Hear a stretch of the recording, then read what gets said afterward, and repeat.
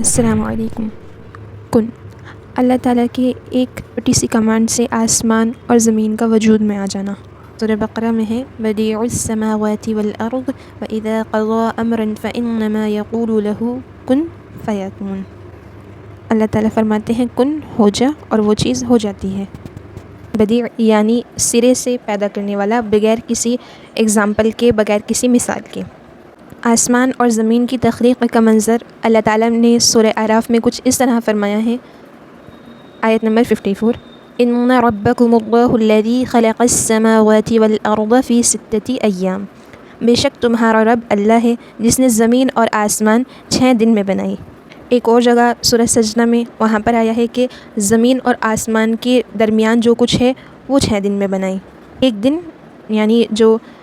زمین کا ایک دن ہے وہ اللہ تعالیٰ کے وہاں ایک دن اس کی مقدار کتنی ہے، مختلف آیات میں اس کا پتہ چلتا ہے، جیسے سورہ حج میں ہے کہ ایک دن 1000 سال کے برابر ہے، اور دوسری جگہ بھی، اور سورۃ المعارج میں ہے کہ تعرج الملائکۃ والروح الیہ فی یوم کان مقدارہ 50,000 سنہ، کہ اس کی طرف روح الامین جبرائیل علیہ السلام اور فرشتے ایک دن میں چڑھتے ہیں جس کی تعداد 50,000 برس کی ہے، 50,000 برس کی۔ تو یوں وقت کا اندازہ لگانا کہ جتنا وقت زمین پر ہے اتنا ہی زمین سے باہر یعنی ارض سے باہر کا ہوگا، یا اللہ تعالیٰ کے وہاں جو ہے وہ وقت کیسا ہوگا، یہ اندازہ لگانا تھوڑا مشکل ہے، کیونکہ انسانی عقل کے حساب سے اور زمین کے وقت کے حساب سے ایک دن 24 گھنٹے کا ہوتا ہے۔ لیکن اگر سائنس کی نظر سے دیکھا جائے تو یہ پاسبل ہے، کیونکہ ارتھ سے باہر اسپیس کا جو ٹائم ہے وہ فاسٹ موو کرتا ہے، ارتھ کا ٹائم تھوڑا سلو ہے۔ سائنس کے مطابق ارتھ 4.5 بلین پرانی ہے اور 10 to 20 ملین سال لگے ہیں اس کو وجود میں آنے کے لیے، لیکن اللہ تعالیٰ کے وہاں وہ 6 دن ہی ہیں۔ تو وقت کی بحث میں نہ پڑھ کر ہمارا جو اصل مقصد ہے اس کی طرف بڑھنا زیادہ ضروری ہے، کیونکہ وقت کی مقدار کی کتنے دن میں اللہ تعالیٰ نے بنائی اور کس وقت میں بنائی یہ صرف اللہ تعالیٰ ہی جانتے ہیں۔ بلکہ ایک جگہ سورۃ الکہف میں اللہ تعالیٰ نے فرمایا ما اشهدتهم خلق السماوات والارض ولا خلق انفسهم وما كنت متخذ المضلين عضدا،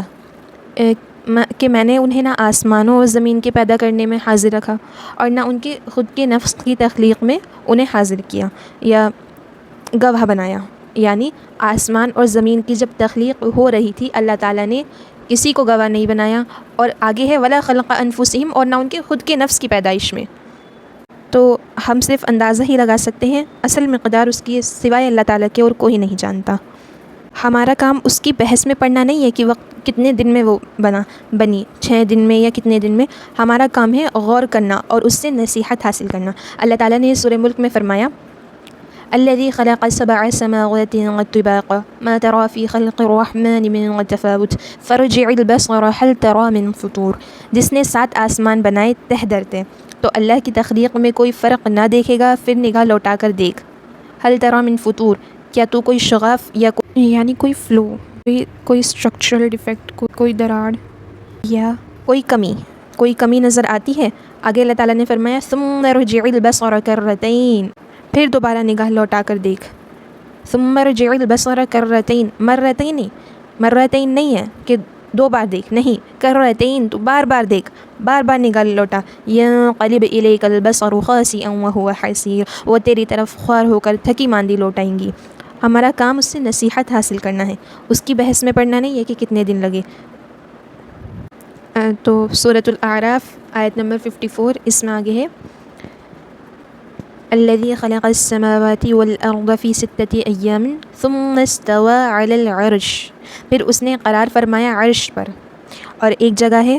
سورہ ہود آیت نمبر 7 وهو الذی خلق السماوات والارض فی 6 ایام وکان عرشه علی الماء، اور وہی ہے جس نے پیدا کیے آسمان اور زمین 6 دن میں اور اس کا عرش پانی پر تھا۔ اس آیت سے ہمیں یہ پتہ چلتا ہے کہ آسمان اور زمین کی تخلیق سے پانی موجود پہلے تھا، یعنی پانی پہلے موجود تھا کیونکہ اللہ تعالیٰ عرش پر رہتے ہیں اور اللہ تعالیٰ کا عرش جو ہے وہ پانی پر ہے۔ بعد میں آسمان اور زمین کی تخلیق ہوئی، جو کہ آج جبکہ سائنس یہ اب پروف کرتا ہے کہ ہاں جو پانی ہے وہ پرانا ہے ارتھ سے بھی،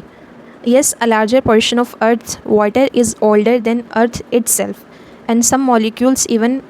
predate the sun. تو قرآن میں اللہ تعالیٰ نے کھول کھول کر واضح طور پر نشانیاں بیان کی ہیں ان کے لیے. ہم اللہ تعالیٰ کی بہت سی نعمتوں کو نظر انداز کر دیتے ہیں، وہ نعمتیں جو ہمیں نظر تو آتی ہے لیکن ہم ان پر غور و فکر نہیں کرتے. انہی ایک نعمت میں سے اللہ کی بہت بڑی نعمت ہے کہ اللہ نے ہمیں انسان بنایا.